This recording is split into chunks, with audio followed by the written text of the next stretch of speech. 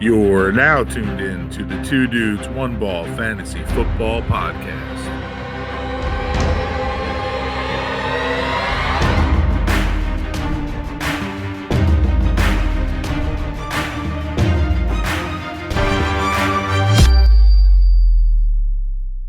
What is going on, listeners? You're tuned into another episode of Two Dudes, One Ball Fantasy Football Podcast. I am the host this evening, Mike Leck, alongside my partner, Ryan Green. As always, Ryan, what's up, man? How are you? Yep, I'm doing great. You know how it is, man. I'm excited to get into this. Yes, sir. Yes, sir. One more day closer to football. Always gets exciting. Listeners, we appreciate y'all. We got an exciting episode for you guys today. Our last episode, we dropped running back rankings and a little buy or sell on Kenny Golladay. If you have not watched that, go look in our previous video, like, subscribe, watch the video, give us some feedback. It covered 1 through 32 running backs, and today we're going to do the same with wide receivers, 1 through 32. We're planning on doing a little buy or sell here as well. We got somebody up in mind here. Might be catch the eye of one of our fellow league mates. Other than that, you guys know the drill, Welcome into this channel. Welcome into this video. Follow our socials at 2dudes1ball FF on Instagram and at 2dudes1ball on Twitter. And especially here on YouTube, subscribe, put the bell on, comment, like the video, give us feedback. There's a link tree if you want to give us your tips and questions anonymously. With that, we're here. Yeah, let's go right into breaking balls. You started off, my man. What do we got? Michael Carter is getting a shit ton of praise out of Jets camp, and it's incredible to see. I don't know. I wasn't super high on him coming into the draft, but his landing spot with not much competition. Now you get all the hype mixed into it, dude. He could be a sneaky little late round guy. Phenomenal, yeah. I was actually, we were talking about who we wanted to see there. I actually had the Jets going there, before the draft, and I was like, the Jets. I had Travis Etienne going to the Jets before the draft. I was like, this is fantastic. It might be a perfect fit for them. Obviously, Etienne got picked by the Jaguars. Now here we are with Michael Carter, who is probably the fifth or fourth best running back in the draft. And, like you said, this is fantastic. He could be a sneaky guy you can find late, maybe around 7, and might start week 1 earlier than expected. Could be huge for fantasy. Regardless, he will make an impact on the field. It just seems like it's going to be sooner rather than later, which is great. Yep. Next on the list, Blake Jarwin progressing. Will be ready for preseason. Didn't you draft Blake Jarwin last year? I think Blake Jarwin. No, you didn't. I didn't. But he was someone I was targeting. Yeah, he definitely was somebody last year on that. We all knew the Cowboys defense is going to be horrendous, and it's going to be horrendous this year as well. So that team is going to pass a lot. Jarwin looked a little bit better the year before. So coming into this year, he tore his ACL. Now he's bouncing back. He's going to be there for preseason. Hopefully, he could be a third target, and hopefully it's not Michael Gallup. It could be behind CeeDee Lamb and Amari Cooper. It could be Blake Jarwin. So that's, exciting. Yeah, no doubt. Next up, we got Mike Williams. A report came out that literally said, Mike Williams will, quote, put up nice numbers. Now, I mean, anyone playing behind Keenan Allen should, because Keenan Allen obviously attracts so much attention. And Mike Williams on the field, he's an athletic freak. He really is. He just can't stay healthy. So maybe we get one of those outlier seasons where he stays healthy for 16, and he could be, another one of those late round guys that can end up helping you go for a championship run. 17. But no wide receiver really plays 17 games, or is going to play 17 games. Dude, bro, it's so weird. It definitely is having that extra game. But yeah, Mike Will, you said it. He hasn't really stayed healthy. And me and you could probably go behind Keenan Allen and be able to put numbers because he's going to get a double team. He's going to draw attention. It's just a matter of Mike Will staying healthy. He could be a second option on that team. Next, Antonio Gibson is expected to make, quoted from Ron Rivera, his head coach, a big jump in 2021, which is great. He played well last year until he got a little banged up towards the end of the season. Even if his numbers are the same as last year for a whole year, you're happy with that. That's a running back like 9, 8 right there. So the fact that he is looking to make a big jump if he stays healthy and they incorporate him more in the pass game, as we touched on our last episode too, as we was also, rumoring going around, he's just going to be phenomenal this year in fantasy. It's great to see that, especially at Washington, who the last few years have really been juggling running backs back and forth. So this is great to see one down back there possibly, but we'll have to wait and see. I hope Gibson plays well. Yeah. Staying with running backs here for another little bit of news. Anthony Lynn came out and said they're going to ride the hot hand at running back. Yeah. And obviously, if you guys don't know, Anthony Lynn is with the Lions now, so that's just more DeAndre Swift killing news. Obviously, they already told everyone that Jamal Williams is going to be their A back to DeAndre Swift's B back. I still think Swift will be, productive with his pass catching role, but it just sucks to see him not take a full-time role, and especially on a bad offense, man. This is just brutal for him. Yeah. And Anthony Lynn, for listeners who don't know, he was the head coach in Los Angeles Chargers last year. And when Eckler went down, he did the same thing. He said, I'm going to play my backup running back at the hot hand. You saw Justin Jackson play a whole game, and Kelly did not play anything. And then the next game, it was who was the guy they sent? Kalen Ballage. And then it was Justin Jackson got nothing. And then next game was Joshua Kelly got something, and then Justin Jackson and Kalen Ballage didn't get anything. It was really bad to see, and if that's the mentality he's going to go at with the offensive coordinator in the Detroit Lions, it's going to be brutal to watch. And on top of that, they're still talking to Todd Gurley and his agents. That talk is still on the table. The only good thing is, obviously, with Lynn, he did know how to utilize Eckler and Swift. Exactly. Maybe he's not as electric as Eckler in the pass catching game, but he still catch passes pretty well. And if he can utilize them, then he'll be saved. Yeah, he might be the only good running back there right now. Jamal Williams is going to be a close second, but Swift obviously is a high draft value. So definitely someone that we can look for this year. I would hate to see him go down. Staying kind of close to home with Jared Goff there at the new, obviously Jared Goff's on the Lions now, but going to his former teammate Cooper Kupp had it's news came out that his knee feels better. He said himself his knee feels better. And the other day there was a video that was going around on Twitter of him making a really nice one-handed snag in the back left of the end zone at practice. It looked really good. Phenomenal throw. I'm assuming it was Stafford that threw him the ball and not some second string, but regardless, it was a great catch. Awesome to see that. Hopefully he can have a full healthy season, because then he can get back to what he did a few years ago before he tore his ACL that one year where he was on an absolute tear the first 6 weeks of the season. Yeah, no doubt. All right. We're going to sell? Yeah, we should get into a little buy or sell here. Before we get into the buy or sell, let's talk about because I want to kind of bring this up a little bit and bring it into the league. Bring it up, bring it in, brother. Well, hold on. I actually got to throw them up on the screen because I can't. Oh, you made a slide for him. I have a slide. I have them up here. I have the guy we're going to be talking about. And now, quick rundown. We're going to talk about George Kittle here. And the reason why I'm going to throw... Okay, now we're going to throw him up here. George Kittle, buy or sell. And it's not really just him. We're also going to incorporate Darren Waller in this too. And let him know. Let him know the question here. They'll get it. So the buy or sell here is, do you buy that Kittle finishes at the tight end 2 this year? Or is that what we're going with? Or do you want to go that he finishes? Do we buy that he's the only one behind Kelce? Yes. Because you know what I mean? He's the second tight end that should go off the board. Yeah, because the narrative is it's Kelce, undisputed number 1, and then who is the second one? A couple years ago it was Kittle, Waller, Andrews, and then this year it seems to just be Kittle and Waller. Kittle got hurt last year, but the games he played phenomenally. Waller increased his touchdowns last year, and he looked to be the solidified second tight end. Coming into the season all healthy, question is, do you buy Kittle finishing higher than everybody else, or do you think Waller will finish higher than you? Go with your... We'll start with you, man. What do you think? Yeah, I'm going to sell that Kittle's the second tight end. I think there's too many mouths to feed on that offense, and with a new quarterback, obviously, assuming that Garoppolo does eventually hit the pine for what the fuck? What's his name? Why am I blanking right now? Trey Lance, duh. So assuming Trey Lance comes in, Deebo Samuel there, Brandon Aiyuk had a pretty nice campaign. Compared to Waller, there's no one but Ruggs. They lost Aguilar, who was their number 1 receiver last year. They added a John Brown who can't stay healthy, and he's in the latter part of his career.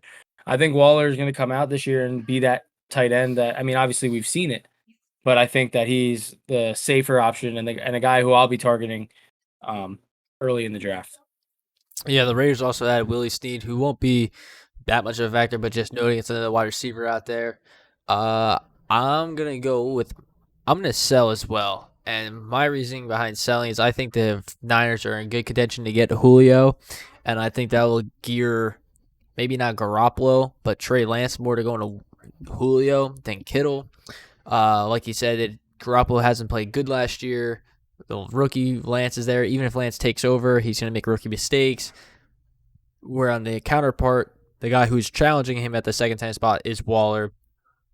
Waller has a veteran QB in Carr who knows how to give him the ball no matter what. I mean, we saw last year double teamed at the line of scrimmage. Waller would still get open somehow and get the ball and take off for 20 yards. It was crazy. He finds those spots in the zone. So I like Waller finishing ahead of Kittle this year. So I'm definitely gonna sell that he finishes at the 2. Definitely probably still 3 though, but I think Waller gets him this year. And definitely, I would say I was looking for Waller this year. I can keep Waller. That's the thing. I can keep him. So you might be able to target him. I can be like, I'll keep him in the 7th. Yeah, I'm really hoping that you don't.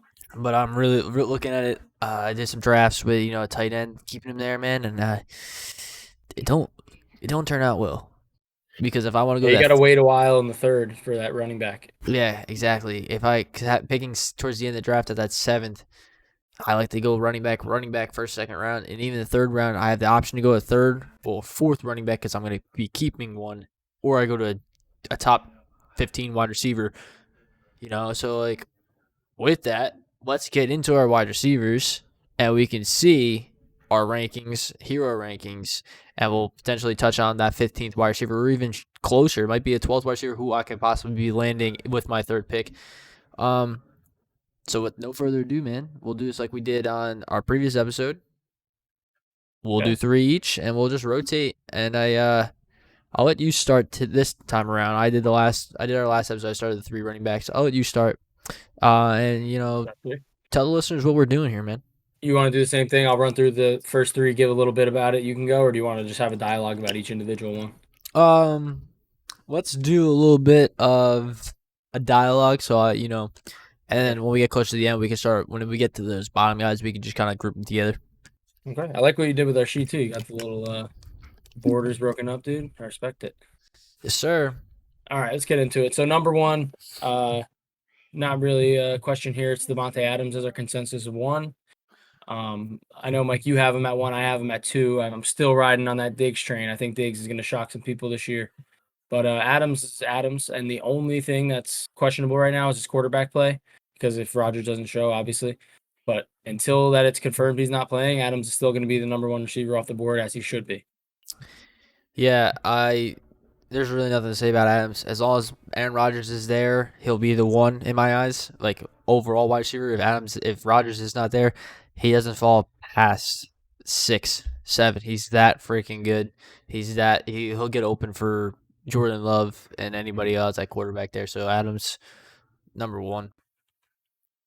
Okay, number 2, Stephon Diggs. I have him at 1. You have him at 3. Comes in at our consensus number 2. Stephon Diggs. Last year we saw him just be a complete freak on the field.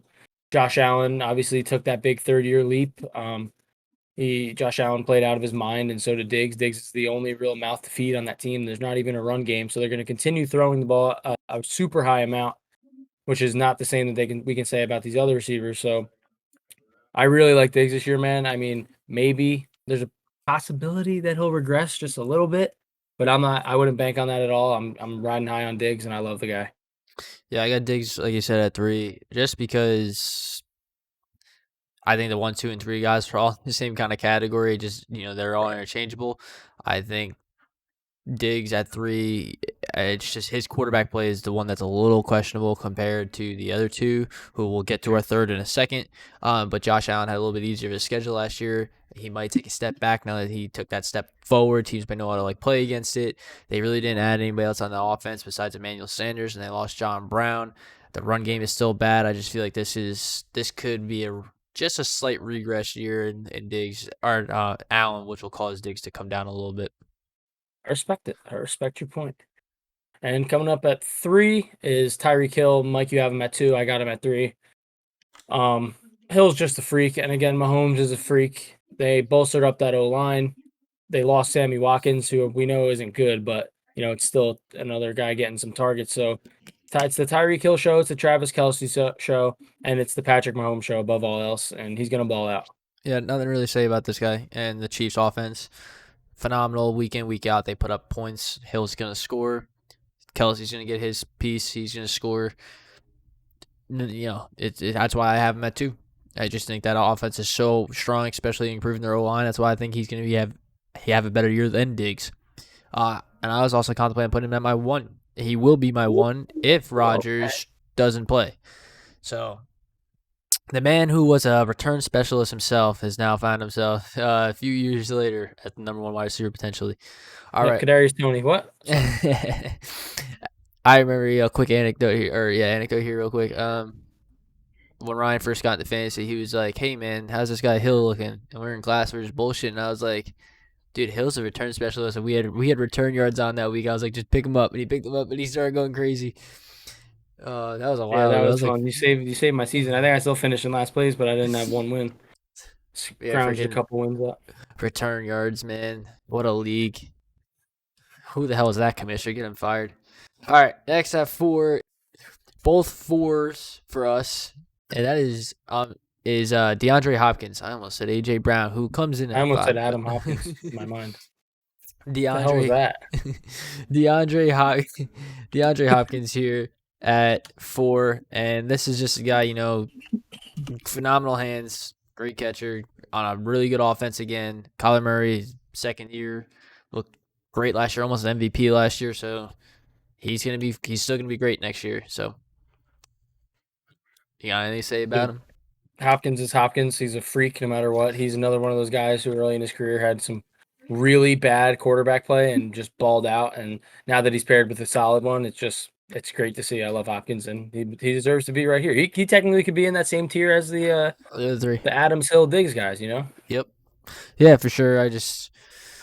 That was tough. That's definitely tough. But I think those 3 have a little bit more steady consistency because with their quarterback not running as much. Hopkins did have some down weeks last year as well. Yeah. So, and I don't think it's his fault. I think that's more Kyler Murray being young. But next, number 5 coming in here is AJ Brown. We both have him here at 5. I think AJ Brown is a guy. They don't have any more passing options. They lost Corey Davis. That team likes to run a lot of play action, and you saw from week 4 on, he was the wide receiver, I think, 6 on the season. He was phenomenal, and he's looking to start that early this year. Even if they bring in someone like Julio or whatnot, it's not going to affect him that much. He's still going to be wide receiver 1 at the end of the day. He's a big body guy. He gets the ball in his hands. Great yards after catch. I think he led the league last year in yards after catch. Phenomenal player. He comes in here at 5 for us. Yeah, I love him. I'm keeping him in the 5th round in our league.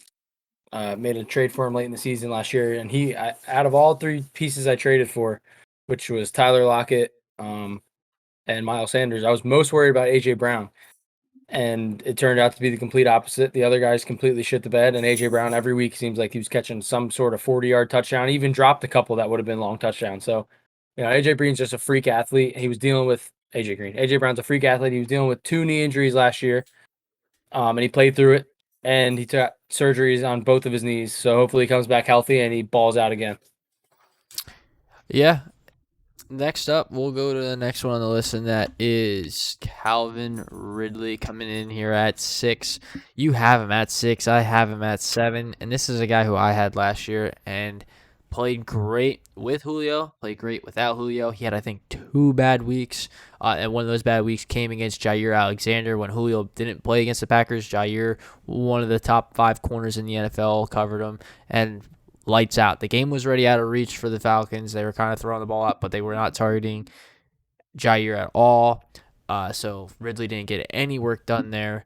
I think this is a year where Ridley has a chance without Julio or with Julio to take a big step forward again.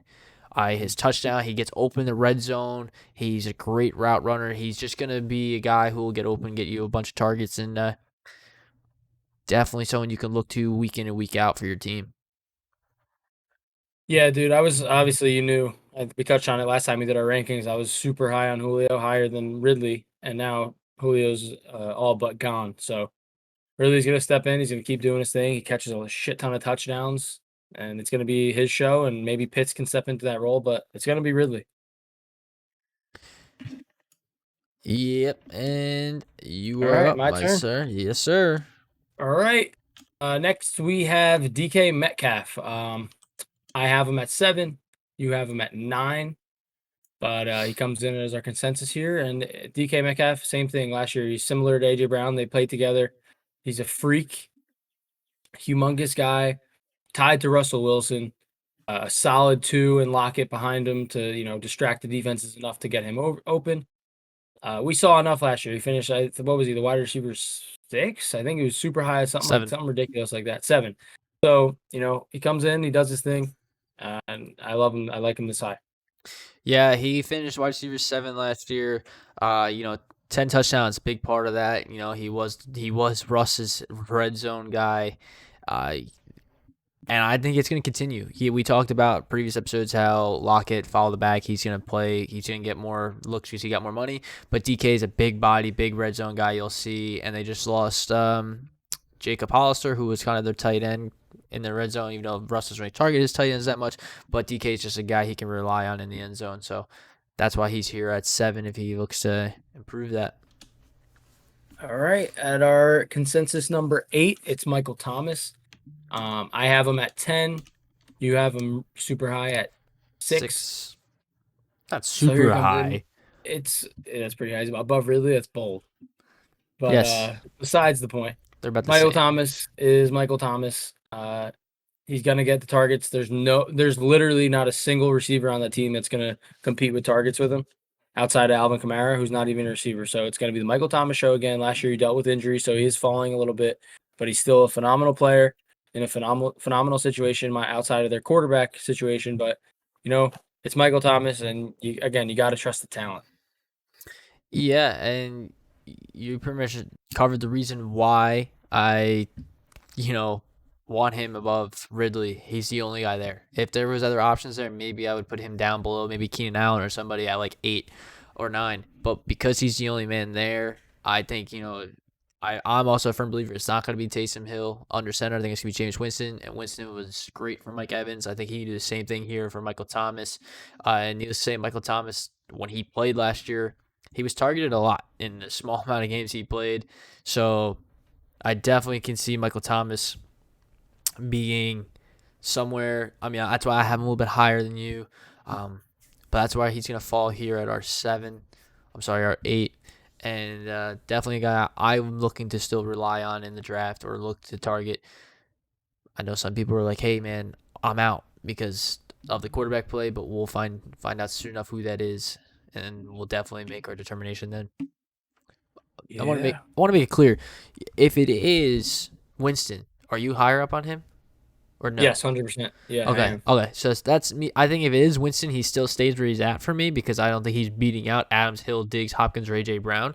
But if it's Hill, I definitely think he comes down to like where you have him, if not a little bit lower. Mm-hmm. Just because I agree with that. Okay. All the reports right now are that it is Winston. Yeah, but I'm not making this rankings based on it is going to be Winston. I'm making this I guess I am because I have him up there. Well, in general, I know what you're saying. Best case, which would be Winston. Yeah, exactly. Okay. All right, coming in at number 9, we have Keenan Allen. I have him exactly at 9. You have him at 8, just above DK in your rankings. And Keenan Allen, the same situation, tied to a good quarterback. Justin Herbert came out, had a great rookie campaign. Keenan Allen, his whole career has been consistent guy. He's a wide receiver 1. He's not going to give you those 30-plus point weeks, but he's going to get you around 20 points a week, and that's all you can ask for. And Keenan Allen's a great guy to have. And I would love to be able to snag him and have him on my team again this year. Yeah, and Keenan Allen, didn't break 1,000 yards last year. He was 8 yards shy. He's going to look to do that this year. And it's someone I'm excited about. Unlike, I have him higher than DK, like you noted on my here a couple minutes ago. And that's just because DK is more reliant on the touchdowns last year, and you can't really predict touchdowns, and you can't really go off of that much. I think Allen is the clear-cut number one guy there, and he's the yardage guy, and the touchdowns will come with him as well. So that's why I think that's why I have him slightly above DK here. I'm not arguing. I love Keenan Allen. I think Keenan Allen is going to be phenomenal this year, especially Herbert is a stud. The kid's awesome. Played great last year. He's going to be able to have a decent season this year, hopefully. They improved his O-line. He'll have more time to throw. He won't have to be rushed as much. As long as Allen stays healthy, over 1,000 yards this year again. So, yeah, the literal only knock on him is he doesn't offer those 30-plus point weeks. Excuse me. Yep. That's it. And then he'll tell you. Then he'll say, like, "I'm ready to go. Play me." And then you play him for the playoffs or whatever, and he gets you 1 point. Zero. Not even one. Okay. No, actually, he might have caught a pass. I'm just screw him. Okay. At 10. At 10 comes in the second-year stud, Justin Jefferson of the Minnesota Vikings. You have him at 8. I have him right here at 10. So we both seem like we're on the same page. We like this kid. You like him a little bit more than me, but I think this kid was a highlight almost every week. He had he did the gritty, had something going on. He always caught a deep ball. He looked fast. He looked electric on the field. He looked like he definitely brought life to that wide receiver core in the Minnesota Vikings. Thielan's great and the red zone guy, but like the guys from the 20 to the 20 is going to be Justin Jefferson. He's going to get yards. He's going to play great off the play action. And the only other person that's really taking targets away from him besides Thielan is Dalvin Cook, and that's a running back. And with Thielan getting up and older, look to Kirk Cousins relying more on Justin Jefferson for the spectacular plays and make Kirk Cousins' job secured. So Justin Jefferson, yardage there, touchdowns will be there. He's fast. So he finished at wide receiver 6 last year for a rookie. Phenomenal. We haven't seen anything like that in a while. Very, very good. And I have him super high just because I'm a little extra low on Thielan this year, just due to him getting up there in age. And I think Jefferson cemented himself as the one. So, yeah, all up from here. Yeah, same. All right. Number 11 coming in here is going to be Julio Jones. You have him at 12. I have him at 11. So it comes in consensus at 11. Julio is a guy, he's just getting older, but he's so great. Like, he's just a great wide receiver. When he's on the field, he plays hard, he plays fast, he plays smart, he's fun to watch. He catches almost everything thrown to him. The only thing he does catch is when it's a bad throw, pretty much. And it's tough to watch Matt Ryan. The only thing I don't like about Matt Ryan is he doesn't target him that much in the red zone, so that's why he falls a little bit lower than me. And obviously the age, we point that out. He is getting a little bit older. And I also think, too, if he finds a new team, it's not really going to deter him as much. I think he'll still stay around this area in the rankings because that's how great he is. He'll make the team, if he goes to someone like the Ravens who don't throw that much, he'll still make them great in the aspect where he'll be good for fantasy because he'll be a big body, tight, touchdown-dependent guy for a team that doesn't pass as much, or even like the Patriots, who might be a favorite for him. I just think Julio, when healthy, is a locked and loaded wide receiver 1. It's just he's got these younger guys that are just better than him, right? Not better than him, but what's the word I'm looking for here? They're just younger. They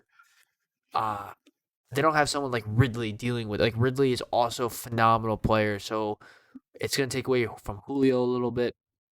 But no disrespect to Julio. Man's phenomenal. Man's awesome to watch. He's a Hall of Famer, man. That's what it comes down to. He's a Hall of Fame guy, and if he's playing, he's a guy who's going to be fantasy relevant no matter what. Yeah, so, I mean, let's pretty much wrap that up. That's smooth. All right, number 12, coming at the end of our wide receiver ones here, is Amari Cooper. You have him at 11. I have him at 12. And I think Amari Cooper, it's just solely because that defense. A real toss-up between Julio and him. That defense is just really bad in Dallas. So with Dak looking great 4 or 5 games last year before he got hurt, literally MVP status, on pace for 400 yards a game. Even if Cooper gets 100 of those 400 yards, that's already 10 points. He's gonna play behind that team. That team's going to play from behind, I'm sorry. And it's just going to allow Cooper to get more targets, more looks. Dak stays healthy.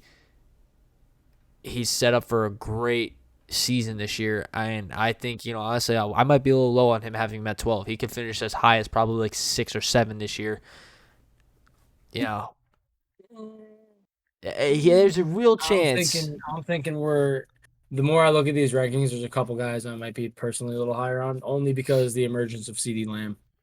I mean, CD Lamb, young, great player, but that defense is so bad they're going to be throwing the That's ball true. a lot most likely. That's how it was last year. The defense was bad. They had to come back. They had to come from behind all the time. Zeke still got points off of it, in the first 5 games. Cooper got his points. Lamb will get his points. So it's definitely, it won't be Gallup as much. It might be Lamb. It's going to be Lamb and Cooper. Go ahead, man. Yeah. Take the second. Right. We'll start the second set. The wide receiver 2s here. All right. So at 13, we got Allen Robinson. Obviously, same story for his entire career. Bad quarterback play. He always gets it done. Phenomenal wide receiver. Just tied to a bad quarterback, unfortunately. Yeah. Bad O-line, too. Bad O-line, bad quarterback. He just makes the most out of a bad situation. He's going to keep doing it. If Fields, turns out to be really good, then it's even better for him. So we'll see. Yeah. Next, we got Terry McLaurin. I saw a report today about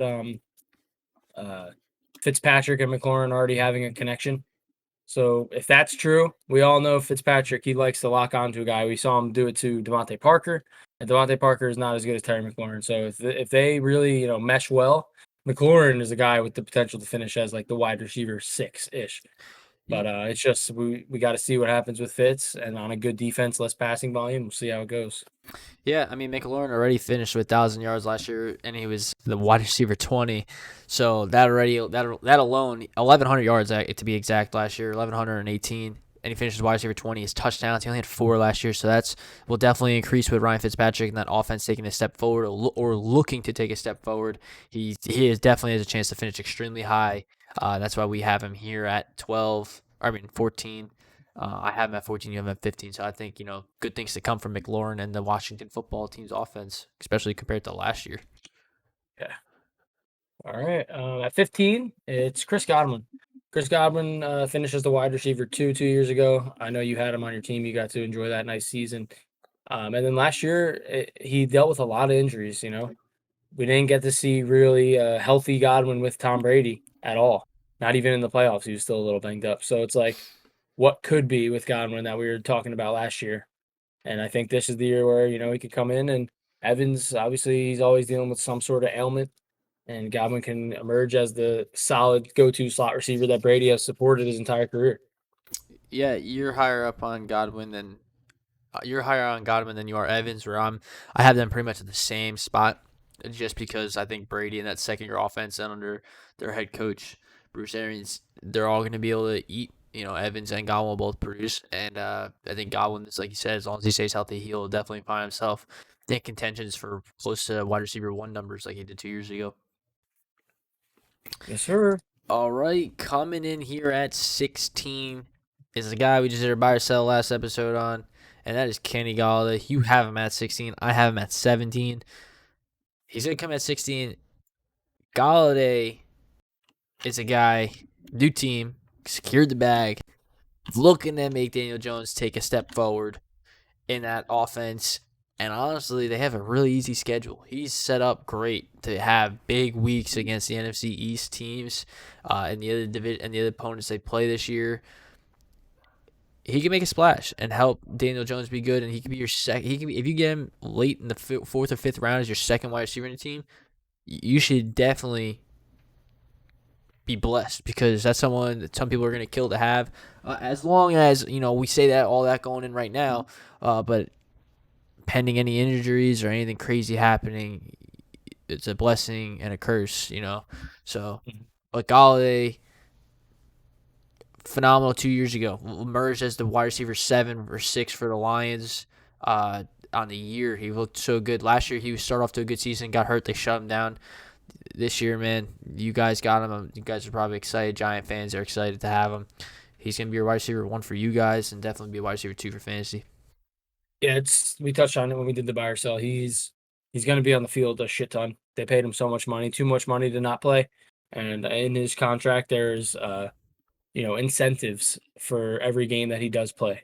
So he's going to be doing his best to stay on the field and not do a disappearing act like he did in Detroit. And as long as he's on the field, he's going to be making plays. I know everyone hates on Daniel Jones, but like no one gives him credit where it's due. And he was one of the most efficient deep ball passers in all of football last year, even on his terrible season.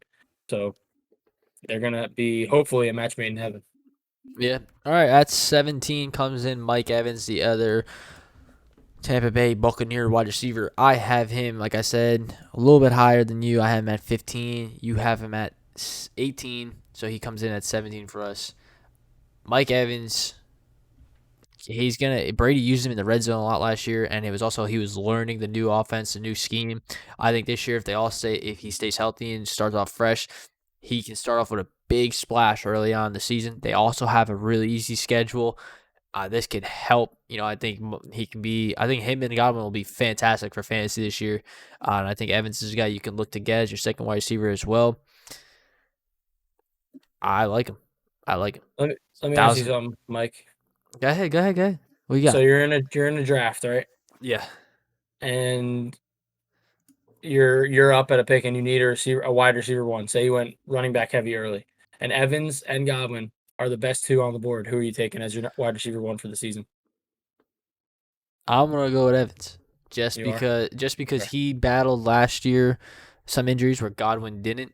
Godwin tried, but he didn't as well. And Evans, even the games he had fucking 2 catches, 2 yards, 2 touchdowns. That's 15 points. I'll take that. Sure. Okay. All right, I respect it.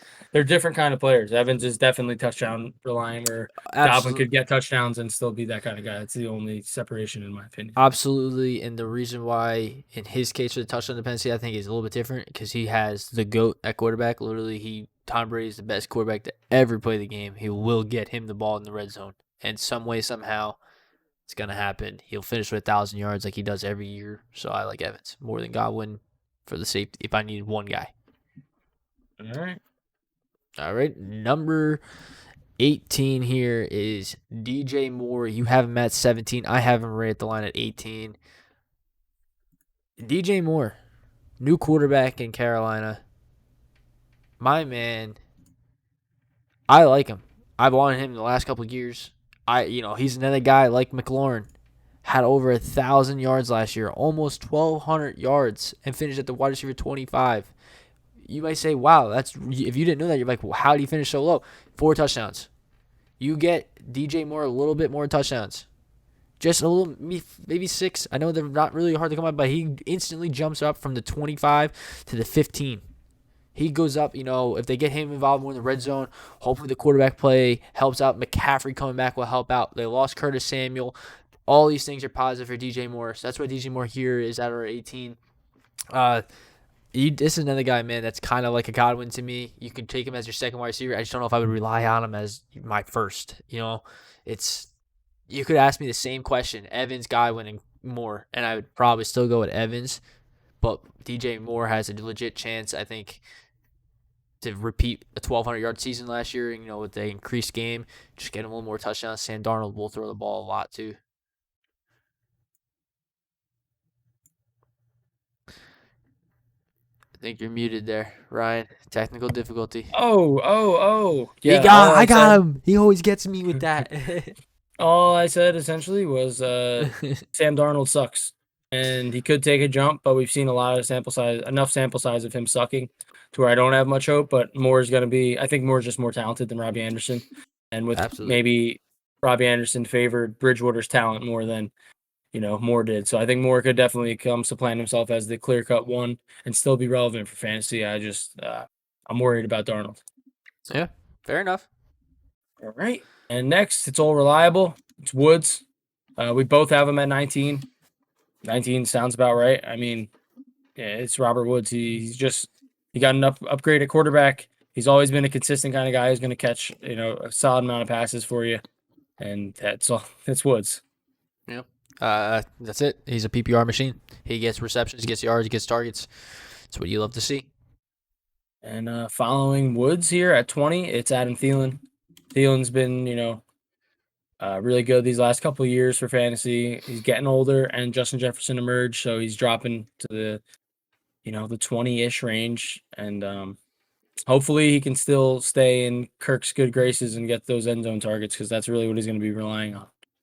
Yeah, and relying as much as he did last year red zone targets, he was the wide receiver 11, and have all the wide receivers from 13 and up, he was the only one without 1,000 yards because he had 14 touchdowns. So that's the outlier. He has a lot more touchdowns than those guys, and that's what he's going to look to do this year again. But if that regresses because Justin Jefferson emerged, you'll see Thielen's numbers come down, and his wide receiver finish will come down into the wide receiver 2 range. Yes, sir. And to round out my 3 here at what do we got here? 20? Is this 20 now? This is 21. 21, we got Tyler Lockett. So Lockett last year, I mean, if anyone who is listening had him, you understand how amazing it was to start off the year, and then how ridiculously terrible it was to end the year. And that's pretty much Lockett's career. You know, he's gonna have these big blow up games. He's gonna win you weeks, and then he's gonna have these games where he disappears. He gets 6 points and you lose a week. That's just how Lockett is, and that's why we have him here at 22. Because last year, like we saw, what was he, like the wide receiver 3 or something ridiculous, like going into like the second half of the season, he ended up finishing outside the top 20. And that's just because of those disappearing acts. So this is a solid spot for him. I don't expect much to change. I don't think he's just going to automatically become more consistent. I think Tyler Lockett is Tyler Lockett. You get what you get with him, and you hope that you start him on a week where he blows up. Yeah, Lockett, finished at wide receiver 8 last year, but the carried he had such, big carries in the early games that let him get to the wide receiver 3, like you stated, man. But like finishing the end of the season outside the top 20 almost every week dropped his numbers. So he finished as the wide receiver 8 last year. He did. He finished as the 8. As the 8, and it was solely because the first couple of weeks that he was dropping 53 points a game. He was the 8, 1,000 yards, 10 touchdowns. That's the other thing, big touchdowns there, 132 targets. So like he had the points, but towards the end of the season, when that team started to incorporate DK Metcalf more and running the ball more, he started to come down. And we're gonna see that happening again this year. He might strike. He's that big boomer bust guy, so you still gotta respect that, and that's what he has, a high upside. So I think here at 21, we might be undercutting him a little bit, but definitely somebody you can get as your 2 and be happy to play, because he'll get you weeks where he'll drop 45 and win you the week. Simple as that. All right, moving on. We'll go to 22, and this is a guy, CD Lamb, the second wide receiver on the Dallas Cowboys, and same sort of thing like Amari Cooper. Defense is bad. They're going to throw the ball a lot. He's going to get his fair share. There's nothing like he had a great year last year as a rookie, looking to have a second stud season. Yeah, he really showed how talented he is, and that was without Dak mostly. Most of his breakout came without Dak, so Dak Prescott comes in, huge upgrade for him, and again, good offense, bad defense, recipe for success. Yeah, all right, coming at 23 is our other Rams wide receiver, and that's Cooper Kupp. We just talked about him having a great highlight play that has been going around on Twitter and Instagram, and Cooper Kupp, it's just sort of like he was the safety blanket for Goff. I just think Woods is going to be more of the PPR machine and the target reception machine here with Stafford. So Kupp will still get his fair share. He's great. He's very smart as a wide receiver. He finds the soft spot, sits down, catches the ball, and he's great for fantasy in the sense that he can get 7 catches for 75 yards, maybe no touchdowns. That's just kind of the player he is. Where it's hard to judge on the what he'll get with Stafford. That's why we have him lower than Woods, because Woods is the one, and Kupp usually deals with knee problems, so we have to lower him a little bit here. But yeah, Kupp looking to have a bounce back here completely, and new quarterback. Yes, sir. Again, he's touchdown reliant. Stafford is better. I just don't know if, with a defense as stout as the Rams seem to be, if they could support 2 studs. Top 20-ish receivers, so it's just tough. But I think Kupp's going to be the guy who misses out maybe a little bit more. Yeah, agreed. All right, wrapping up the wide receiver 2s here at wide receiver 25 is Dionte Johnson, the Steelers wide receiver. Now, Dionte Johnson was supposed to have a great year last year. Him and Ben worked on a lot of stuff going into last year's season. It looked great. He dealt with a lot of drops, and then towards the end, he started. I think it got in his head and played a mental game. deteriorated his gameplay, and he struggled. I think coming into this season, fresh start, new running back, they'll be able to go to Najee and start a running game going, allowing Ben to have easier throws to Dionte Johnson, and Dionte Johnson will be able to feast off of that. That's pretty much it. You love to see that he has chance to move up higher here throughout the season too, debating on what happens there. Yeah, he gets screwed by injury a lot. But again, I'm not gonna worry about that when I'm drafting him. He seems to be a value in drafts. He's going like in some mocks I've been doing. I've been getting him in like the 6th, 7th round, which for a guy who's gonna be putting up, borderline wide receiver 1 numbers, but just maybe lacks a little bit of consistency, that's a steal. Yeah. I'm not worried about the drops either at all. That whole team looked like a mess towards the end of the season. It was all in their heads. So I'm not too worried about that. If he stays healthy, he was getting a shit ton of targets from Big Ben, like double-digit targets a game he was averaging.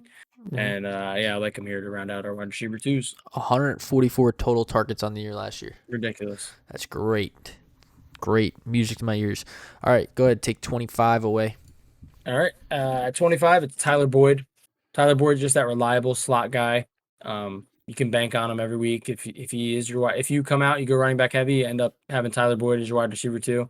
Can't hate on it because he's going to be solid. Joe Burrow is obviously great. A lot of people are picking him as their dark horse MVP candidate, which coming off this brutal knee injury might be a little bit of a long shot, but still, he's a good player, and he's going to support Boyd, who's going to be running most of his routes in the shorter, intermediate area of the field. Yeah, I mean, I think all three of them, him, Chase, and Higgins, are going to be great for fantasy, in the sense where, I mean, they all kind of hurt each other because they're going to be great football players. So they're all going to be in this kind of category where they're going to be that low-end wide receiver 2, high-end wide receiver 3, because they will all be able to get open for Burrow, and Burrow will have a great season probably. Coming off a knee injury, he looked decent last year in his rookie campaign. So they're all going to be around this area, which we'll touch on too. Yeah, no doubt. Next here at 26, it's Odell Beckham. It's Odell. It honestly feels like a sin having him this low. He's still a phenomenal player, but again, it's the injuries. He seems to be constantly getting injured. They can't seem to scheme him into Baker Mayfield's game plan. It's something about it just doesn't sit right. That's why we have him so low outside the wide receiver 2 range. But he's another guy who's a great value, and he could, if he comes out and he plays like the Odell we all know and love, he can finish, more towards the wide receiver 1 than this. But I think the risk and what we've seen so far on the Browns is too much for us to ignore it. Yeah, OBJ, just the injuries and the lack of, Baker also being on the Browns team. Last year, Baker actually looked good, but the run game was phenomenal as well. So the team is more run heavy anyway, so it's tough. It's also not as much as him staying healthy, it's Baker's play. So All right, here at 27, it's another Bengal, and it's Jamar Chase. I just want to point this out before I kind of talk about him, that we have all these players from 25 to about 31-ish in the same tier. So all the Bengals receivers, unfortunately, like you said, they kind of take away from each other. So they're all in the similar tier. One of them is going to rise to the top. Yep. And I wouldn't blame anyone for taking their dart throw on any of them at all, because realistically, the chemistry that he had with Higgins last year, Jamar Chase, he had in college, and he's a top 5 pick, whatever, top 6 pick, whatever he was. And then Tyler Boyd, the reliable slot guy. So Jamar Chase, obviously, what I'm always say, follow the money. I think he was the 4th overall pick in the draft. They're gonna feed him targets. There's 100 vacated targets from AJ Green, so everything can stay the same, and Chase could still come in and ball out. So I like Chase here. Yeah, their chemistry, all of them together at the same point. Burrow had 1 year with Higgins, 1 year with Boyd because it was his pro team, but he had at least 1 year with Chase with a LSU, championship run. So they're all on the same page. So it's just now that Chase is in the NFL on his team, but they all definitely have the same chemistry. It's gonna be, like you said, man. Take your chance, roll the dice. Which one you going with? B, C, or H? Are you asking me? I'm asking you if you want to answer that too, but I was also leaving that as a rhetorical question. What would you go with? I'm going Jamar Chase. I think I have him ranked higher slightly. I think Chase is just going to be a freak. You see, I'm going Boyd. I just think Boyd is the one who will get open find the holes in the zone because he's a little bit more of a veteran and had time to learn, and he's gonna be able to teach that to Chase and Higgins. So that's where true. I think that's where Boyd's veteranness will come in handy and help out And the young guys. their O-line sucks, so those short routes are going to be help for Burrow. Yep. Good point. Good point, Michael. That's why we're a duo. All right, come in here at 28, right? That's where we're at. 28 Yeah. is the other Bengal guy, Higgins, and it's just they're all they're all the same. Boyd, Chase, and Higgins are. It's just they all have the same chemistry with Burrow. They're all great. Higgins looked great last year until Burrow got hurt. He's gonna be able to bounce back and rebound off that great year he had coming into his rookie campaign, going into his second year now. Higgins is going to get open. That team's going to have to be playing from behind most likely, especially in a tough division. They're going to be throwing the ball a lot. So look for Higgins to at least get some receptions here. No doubt. All right. Yeah, not much to add. We talked about him already. All right, at 29 is DJ Chark. DJ Chark is just a big body guy down in Jacksonville. He new quarterback too. You have Trevor Lawrence plays great like he did in college. DJ Chark can find himself even a higher stat line than this. I know you were a little bit lower than me. I actually have him closer to my wide receiver, but I like Chark having a bounce back here solely based on Trevor Lawrence being there. And that team is bad and they'll throw the ball a lot too. Just like that seems to be like the narrative here. Bad teams throw the ball a lot. Chark is a guy who's gonna have a good quarterback now. So he's gonna get the ball. Yeah, I'm a fan of Chark. I had him in a couple leagues for the last couple of years, but something about him, man. I know there was reports of him having like attitude problems and kind of being not so hot in the locker room. I think that they were talking about trading him as well. So like, I just don't think that there's a happy relationship between him and the organization as a whole. So I think that's ultimately going to backfire on him just a slight bit. I mean, he's in the wide receiver 3 category, so like it's probably where I end up finishing anyway. But like you said, he definitely has upside if that team hits. I just don't know how I feel about it. I respect it. All right, at 30, or I'm sorry, 29. No, 30. No, I'm it's right. 30. 30 is Robbie Anderson. Back with Sam Darnold, just in a new team, new head coach. Robbie Anderson looked great last year. For the time being, he was definitely a guy you can definitely get away with playing the wide receiver 2. I think towards the first 5 games, he was like the wide receiver 3 on the season or 4 on the season behind like Lockett. He was doing really good, and then obviously McCaffrey got hurt. The offense started going down. They started playing tougher teams. Whole 9 yards. I think Anderson the same sort of boat this year. Tough division. Sam Darnold's going to be probably turning over the ball a decent amount. He's going to look to Anderson. They're going to throw the ball a decent amount. It's just he's not going to be his first option. It's going to be DJ Moore and then McCaffrey and then Anderson. That's what hurts Anderson, that his running back catches a lot. So that's why he's down this low for us. Yeah, he's only this high for me because of what we saw last year. The team obviously likes him. They went out and acquired him. I believe their head coach was Robbie's college coach, so there's history there. They're scheming plays open for him. So he's still going to be decently relevant. Even in the games, like you said, once he started kind of taking that step back, he was still getting you like 10-ish points, which is not terrible out of a guy going this late. So, yeah, I like Anderson here. All right, guys, up to you now. All right. 31. Here at 31, we got Devonta Smith. I really like Devonta Smith. Obviously, as a Giants fan, we were wanting him. I think people thought that we cared a lot when they jumped us, but I don't really care about him, but I do like him as a talent, and I do think that he's going to come out right away and be their one. Obviously, they traded up in the first round to acquire this guy. They're going to give him the ball. There's not many options outside of like Jalen Reagor, who they invested a high pick in last year and didn't really pan out. Devonta Smith's going to be on the outside. He's an elite separator. He's obviously small. It's going to take some getting used to, but Devonta Smith's going to be a great guy, and in PPR, I think he can be super relevant. Yeah, I'm excited to see what they do with Devonta Smith. Hopefully they actually utilize him. But they had other options. They had better choices they could have gotten. But they thought they were stealing them away from you and playing defense at the draft. So Devonta Smith, if they can get him going and slant routes, quick routes for Hurts, he could be good for fantasy. But as a rookie, we don't really see rookie wide receivers break out so much. There's a few. There's definitely a few. But yeah, it could be a year for him maybe. Yes, sir. All right, coming in at 32, it's Juju Smith-Schuster. Now, Oh, Juju, man. What could have been? He was a stud. Then once AB left and he was getting all that number one coverage, he kind of took a big step back. Last year he performed decent, not great. And I don't think that he's going to be the safe option. He came back on a cheap deal and he's probably going to leave the following year. So yeah, I don't know. I'm not sure. I think he belongs right around this conversation in the wide receiver 3 range. And he does have some upside though. I'll give him that, but that's how I feel about him. Yeah, I agree with everything you said. I think, a cheap deal, he's going to wind up leaving at the end of this year.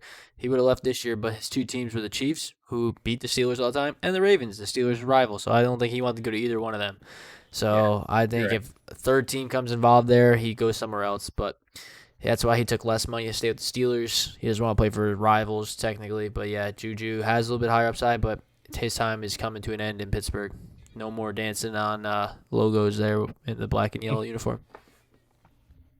And finally, for me at 33, it's Brandon Aiyuk. I had a hard time ranking Aiyuk and Debo. I really like Debo, but I just think, I don't know. He gets hurt too much. Aiyuk had some highlight plays. I like Aiyuk here. I think, again, the same tier ranking here as all these guys. They're in this wide receiver 3 range, unfortunately, and there's not much else to say besides, he's tied to a good offense with a good head coach. So hopefully things work out. Yeah, Debo was used more behind the line of scrimmage, where Aiyuk wasn't. Aiyuk was used actually as like a wide receiver, so I think that will help him here in the long run, which is why I have him also higher than Debo. And I just think that team has, like you said, a great head coach. That offense is looking to bounce back and have a better year, and Aiyuk might be a guy taking a second year leap forward. So nothing but love right there. All right, let's wrap up this wide receiver 3. We got coming in at 34, Jalen Waddle, Miami Dolphins. Jalen Waddle, great player in college. There's people that said he, was better than Devonta Smith. Devonta Smith won the Heisman. Waddle was more fit for the NFL, like body-wise. So he's here with the Miami Dolphins, who has a decent defense. It's just pretty much the play of Tua that's going to come down to this. He is a rookie. Devontae Parker's getting old. Will Fuller's there, suspended the first game, though. How good does Tua play will increase Waddle's performance. I think Waddle, though, regardless of how good or bad Tua plays, he'll still get his looks, still be able to have a decent season. That's why he's down here a little lower side of wide receiver 3s. If you need a wide receiver, if you need like a 4th or 5th wide receiver in a team and you want to trust a rookie, he's someone you can pick up. He's definitely someone you can pick up and wait until he actually has good matchups, and you can get away with playing him. Yeah, dude. It's going to be Parker on the outside and Fuller on the outside, and Waddle's going to be in that slot dominating. He's an electric player, and that's what it comes down to me, because Tua can be bad. If you can hit Waddle on a slant and let him do his thing, then he'll be relevant enough. So I like Waddle here. Yeah. All right, coming in at 35 is Courtland Sutton. Courtland Sutton, 2 years ago, decent season for fantasy. Last year, tears his ACL. Bad season for fantasy. Obviously, you don't get anything out of that. Well, he's back, looking to be ready for week 1. However, it's quarterback play. Struggling. And the emergence of Jerry Jeudy, for me, I actually have Jeudy higher than Sutton, just because I think Sutton will now go to the outside, allow Jeudy to play in the slot, play a little more over the middle of the field. I like Jeudy more than Sutton.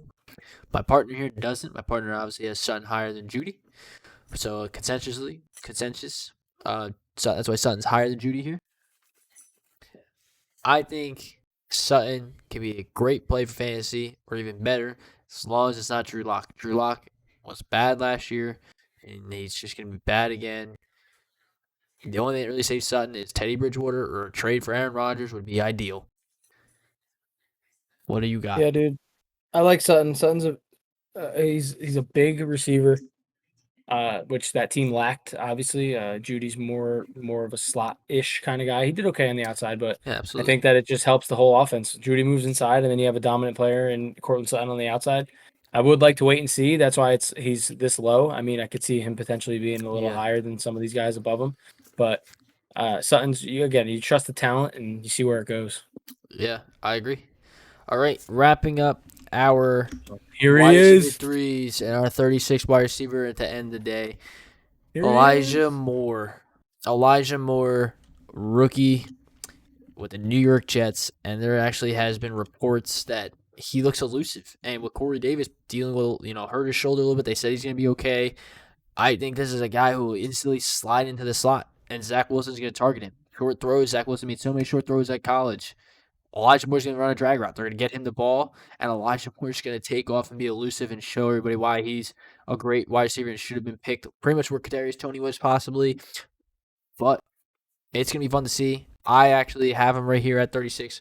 Ryan, you have him at 38. We're both around the same thing. It is a rookie wide receiver again. Usually rookies don't do well, but I think of all the rookies, he has a just as good chance as, like a Chase, like Devonta Smith, like a Waddle to do just as good, or if not better than them, because that defense will probably get points scored on them. They're going to have to throw. Zach Wilson will target, the short range, and I think that's what Elijah Moore is going to be utilized with. I love Elijah Moore. Unfortunately, I have him a bit lower. And the guys that I have above him, I don't really want to move him out. But again, similar thing in their tier here. Yeah. He's a beast, dude. I was listening to some podcast a while back, and I forget who it was, but he was talking about they break down all their athletic scores and whatnot, and Elijah Moore was just off the charts in terms of his potential to be a breakout. I forget how they worded it exactly, but. And then I started doing more research on him, and I fell in love with him. And now the reports are already coming out this early. I can see him being one of those second-round receivers that end up outperforming the first-round receivers and being one of those guys like a Justin Jefferson type or, a DK Metcalf type who comes in, even though he's on a bad offense, and he performs, and he's a bright spot and could be great for fantasy. God, man, I love him. Yeah. All right, dude. That is it. We are 36. We are done. That's all 36 for y'all. Next episode we're going to do tight ends and quarterbacks. There's not as many there, so we will cover probably, what do you say, maybe the top 20, if that. We'll probably do like 24s. We'll do ones and twos. But that was great, man. Rankings, we'll definitely have the quarterback, tight ends, and we'll get more in detail again as the season gets closer. But this is our updated wide receiver rankings. Still a little early, because we're in June, but definitely, I guess they incorporate the rookies that were just drafted and not pre-draft.